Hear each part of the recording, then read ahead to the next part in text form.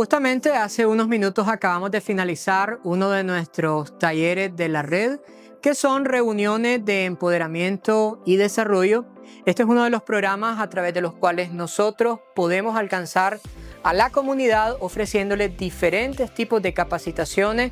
y entrenamientos que van en sesiones desde 8 horas, 3 horas y que lo hacemos en diferentes departamentos a lo largo de nuestro país.